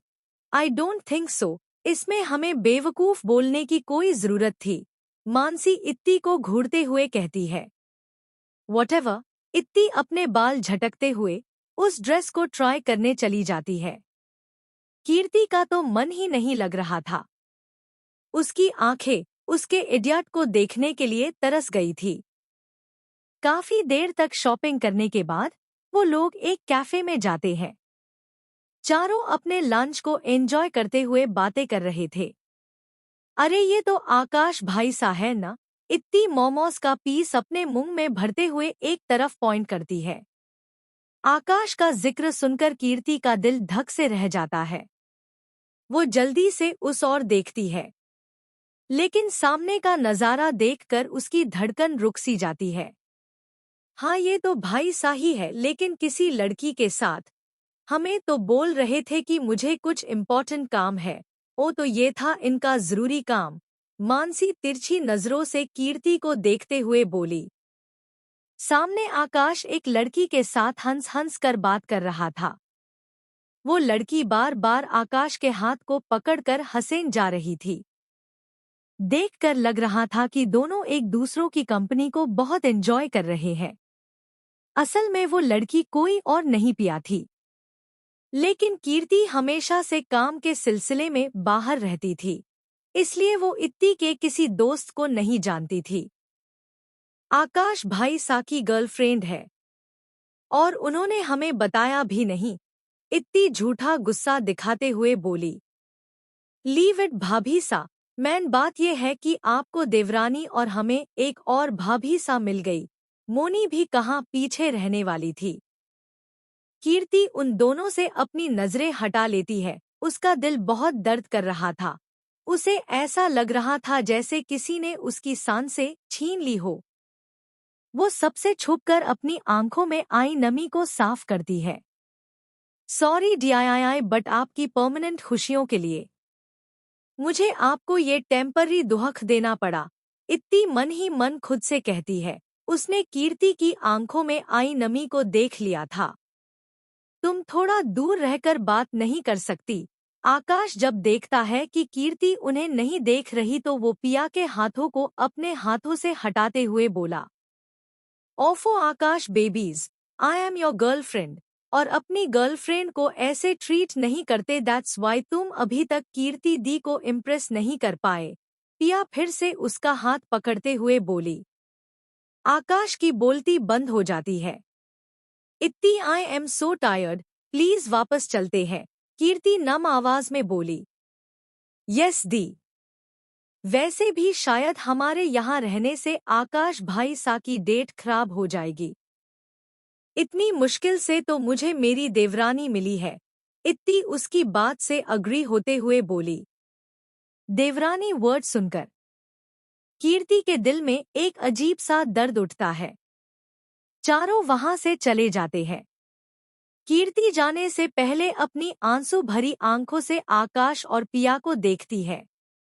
कैसी एक्टिंग की मैंने? पिया खुशी से उससे पूछती है। तुम्हें तो एक्ट्रेस होना चाहिए था। ओक देन बीवाईवाई, मेरी कीर्ति जी रो रही होंगी। उन्हें चुप कराने के लिए तो कोई चाहिए न, कहकर आकाश जल्दी से वहां से चला जाता है। बेवकूफ आकाश बेबीज, इतना भी नहीं पता गर्ल्स पेमेंट नहीं करती है, पिया मुंह बनाते हुए कहती है और अपनी कोल्ड कॉफी की एक सिप लेती है। बिल पे करने के बाद वो वहां से जाने लगती है। उसका ध्यान अपने फोन में था। आउच! अचानक ही वो किसी से टकरा जाती है। वो गिरती लेकिन सामने वाला शख्स उसे संभाल लेता है। हाय, ये तो मेरा ड्रीम था कि अपने फ्यूचर हब्बी से मेरी फर्स्ट मीटिंग ऐसी ही हो। उस इंसान के चेहरे में खोते हुए वो मन ही मन कहती है। मानव आयु ओक्का, रोहित पीछे से आते हुए बोला। वाओ नाइस नेम मानव बेबीज, पिया खोए हुए बोली। व्हाट द हेल, मानव गुस्से से पिया के चेहरे को देखते हुए बोला। रोहित जबरदस्ती मानव का यहाँ लाया था ताकि मानव थोड़ा रिलैक्स हो सके। मानव जब कैफ में आया तब उसने कैजुअली देखा था कि ये लड़की किसी लड़के से बात कर रही है, क्योंकि पिया की सीट ग्लास वॉल के पास ही थी। कितनी गिरी हुई लड़की हो तुम, बॉयफ्रेंड के होते हुए किसी अनजान को बेबी बोल रही हो। चीप लड़की, प्यार का मतलब भी पता है तुम्हें? हर किसी को उनका प्यार नसीब नहीं होता, मानव गुस्से से कहते हुए वहां से चला जाता है। सॉरी मिस, एक्चुअली वो प्यार को लेकर काफी सेंसिटिव है। रोहित माफी मांगते हुए जल्दी से मानव के पीछे जाता है। आजकल मानव का दिमाग ऐसे ही खराब रहता था। डॉक्टर ने उसे ज्यादा टेंशन लेने से मना किया था।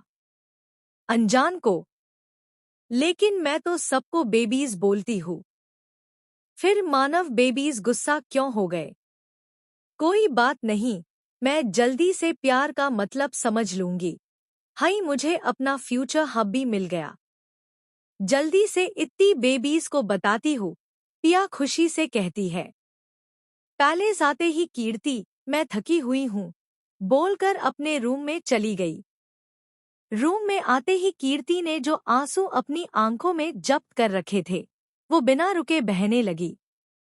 तुम ऐसा कैसे कर सकते हो? तुमने तो कहा था कि तुम सिर्फ मुझसे प्यार करते हो। क्या इतना ही था तुम्हारा प्यार? कीर्ति बेड पर बैठकर बेड शीट को कसकर अपनी मुट्ठी में भरते हुए बोली। मेरी ही गलती है। मुझे तुम पर ट्रस्ट करना ही नहीं चाहिए था। क्यों किया मैंने तुम पर ट्रस्ट? क्यों किया मैंने तुमसे प्यार? कहते हुए वो रुक जाती है। फिर अपने सर को पकड़ते हुए बिलक बिलक कर रोते हुए बोली, हाँ प्यार, मुझे पता नहीं कब तुम्हारी बेवकूफियों तुम्हारी नादानियों से प्यार हो गया, लेकिन अब मुझे रिग्रेट हो रहा है। तुम्हारी जिन चीजों से मुझे प्यार हुआ वो सब तो फेक थी। तुम भी बिल्कुल मेरे बाप के जैसे निकले। उस धोखे को अभी तक भुला नहीं पाई और तुमने एक नया दुख दे दिया जिसे मैं कभी नहीं भुला पाऊंगा। रोते रोते वो बेड पर लेट जाती है और किसी बच्चे की तरह बिलख बिलख कर रोने लगती है। लास्ट टाइम वो तब रोई थी जब उसके मॉम डैड का डिवोर्स हुआ था। उनके आने के कुछ देर बाद ही आकाश भी आ गया था।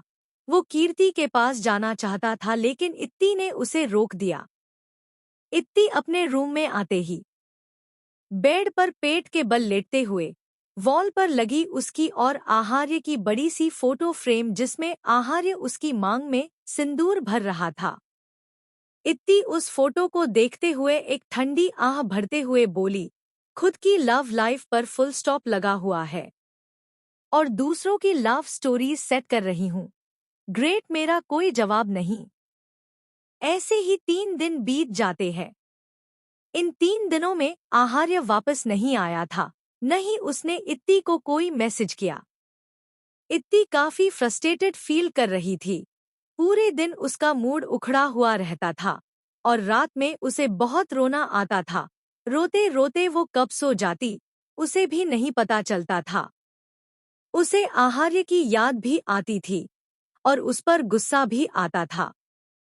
कभी कभी तो उसका दिमाग सोचता था वो उसे डिवोर्स दे दे।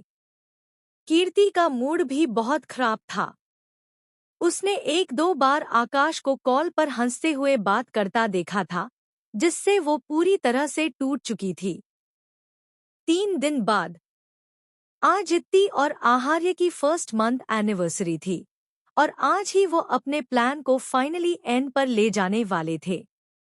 मूड खराब होते हुए भी इत्ती सबके सामने नॉर्मल एक्ट कर रही थी। डीआईआई आज आकाश भाई पिया भाभी को प्रपोज करने वाले हैं एंड उन्होंने कहा कि मैं उनकी इसमें मदद करूं, आप प्लीज मेरी हेल्प करा दीजिए। इत्ती कीर्ति के रूम में आते हुए बोली, तुम्हें दिखाई नहीं दे रहा कि मैं काम कर रही हूँ? उसने तुमसे कहा है तो तुम करो ना, मुझे क्यों बीच में घसीट रही हो? कीर्ति बहुत ही गुस्से से बोली।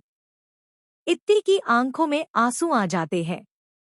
ये कीर्ति के चिल्लाने की वजह से नहीं, बल्कि उसका दिल पहले से भरा हुआ था। हाँ, अब आप भी बदल गई, सब मुझे टेकिंग फॉर ग्रांटेड लेने लगे हैं, किसी को मेरी कोई फिक्र नहीं है। आज इतना स्पेशल डे है मेरे लिए, सबको मुझे विश करना चाहिए था, मुझे स्पेशल फील करना चाहिए था, लेकिन सब मुझे हर्ट कर रहे हैं।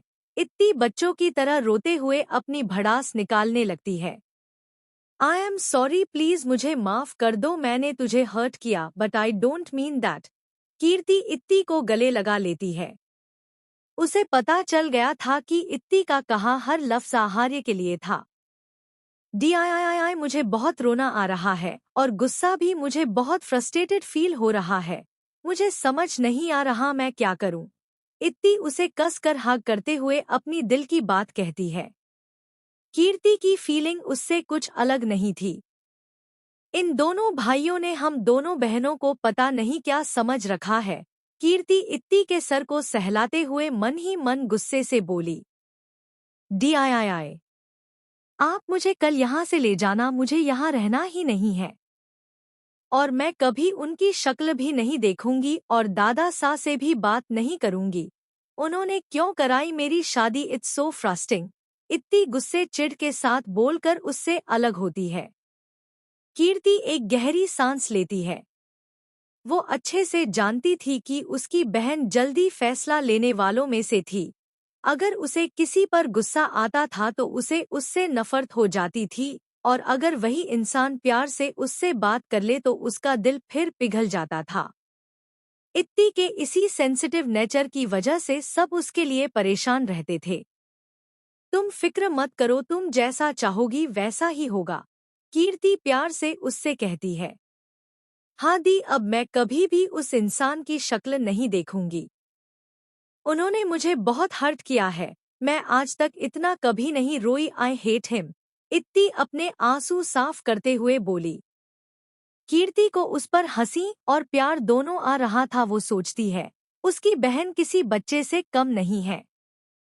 कीर्ति इत्ती को बेड पर बैठाकर उसका सर अपनी गोद में रखकर सहलाने लगती है। हैप्पी फर्स्ट मंथ एनिवर्सरी भाभी सा, बोलते हुए मोनी और मानसी रूम में आती है। इन्हें क्या हुआ? इत्ती को अपनी तरफ गुस्से से देखता पाकर मोनी बोली। कुछ नहीं, इत्ती ने आहार्य जीजू को डिवोर्स देना का सोचा है। कीर्ति दोनों को आंख मारते हुए बोली। है ना इत्ती? उसके चेहरे पर झुकते हुए कीर्ति प्यार से कहती है। हाँ दी। आप प्लीज ऐसे मसाज करो न, अच्छा लग रहा था। इत्ती उसका हाथ हल्के से हिलाते हुए बोली। मम्मा, कहते हुए कीर्ति फिर से उसके बालों को सहलाने लगती है। मतलब अब हमें भाई सा के लिए दूसरी लड़की ढूंढनी होगी, बोलते हुए मोनी बेड पर बैठ जाती है। इत्ती को गुस्सा तो बहुत आता है, लेकिन वो नहीं कुछ कहती है और न ही अपनी आंखें खोलती है। क्या यार, एक भाभी सा आ रही है और एक वापस जा रही है का कितना कॉम्प्लिकेटेड है। मानसी के ये बोलते ही इत्ती चिल्लाते हुए बोली। आप दोनों चुप नहीं हो सकते? दिखाई नहीं दे रहा कि मैं सो रही हूँ? एक तो इतना सर दर्द है और सब चिल्लाए जा रहे हैं। कहते कहते इत्ती फिर से रोने लगती है। तीनों उसे देखते हैं। तीनों के लिए ही वो काफी प्रेशियस थी। ऊपर से वो दोनों फैमिलीज में सबसे छोटी थी तो सब उसे किसी बच्चे की तरह मानते थे। ओ मेरा बच्चा, ऐसे रोना ये आपका स्टाइल नहीं है, आप तो रुलाते हुए अच्छे लगते हो। मोनी इत्ती के आंसू साफ करते हुए बहुत ही मोहब्बत से बोली। इत्ती का फेस काफी डल हो गया था और रोने और न सोने से उसे हेडेक और इरिटेटेड फील हो रहा था। हाँ भाभी सा, आप क्यों भाई सा के लिए अपना मूड खराब कर रही हो? ये तो आपका स्टाइल नहीं है, है ना? जब भाई सा आएंगे तो आप उन्हें देखना भी मत, उन्हें फुल इग्नोर करना। मानसी भी इत्ती के हाथों को पकड़ते हुए बोली। कीर्ति खुश थी कि उसकी बहन को इतना अच्छा ससुराल मिला। शादी से पहले भी जब कभी भी इत्ती रोती थी तो पूरा परिवार उसे चुप कराने में लग जाता था। हर्ट तो वो भी थी, बस फ़र्क इतना था कि वो न तो रो सकती थी न ही अपने जज्बात किसी से जाहिर कर सकती थी। बहुत ही कम उम्र में उसने ये हुनर सीख लिया था। आई विश जो मैंने सहा वो कभी भी तुम्हें न सहना पड़े, तुम हमेशा खुश रहो। कीर्ति अपनी गोद में सर रखे लेटी इत्ती को देखते हुए मन ही मन उसे दुआ देती है। उन तीनों की बातें सुनकर इत्ती का दिल हल्का हो गया था। शाम का वक्त एक लग्जरियस होटल के टेरेस को बेहतरीन तरीके से सजाया गया था। टेरेस के बीचों बीच एक लड़का और लड़की खड़े थे। वो कोई और नहीं, पिया और आकाश थे। कीर्ति, मोनी, मानसी और इत्ती पिलर के पीछे छिपकर उन्हें देख रहे थे। Piya, I want to tell you something. Akash Piya के सामने अपने घुटनों के बल बैठते हुए बोला। प्लीज कीर्ति जी, अब तो आपने दिल की बात कह दीजिए। आकाश मन ही मन कहता है। प्लीज दी, कब तक अपने आप को कंट्रोल करेंगी? रोक लीजिए भाई साको। इत्ती अपने साइड में खड़ी कीर्ति को देखते हुए मन ही मन बोली। प्लीज कीर्ति दी, अपने वाले को अपने पास रखिए। अगर आपने अभी कुछ एक्शन नहीं लिया तो मेरे फ्यूचर हब्बी का क्या होगा? पिया अपने होंठ चबाते हुए अपने सामने आकाश को देखकर सोचती है। कीर्ति का पूरा शरीर ठंडा पड़ गया था। उसके आंसू उसके गाल पर बह गए थे। उसने अपने आप को कंट्रोल करने के लिए इतनी तेज मुट्ठी कस रखी थी कि उसके नाखून उसकी हथेली में धंसे जा रहे थे। वो एक टक आकाश को अपनी भरी आंखों से देख रही थी।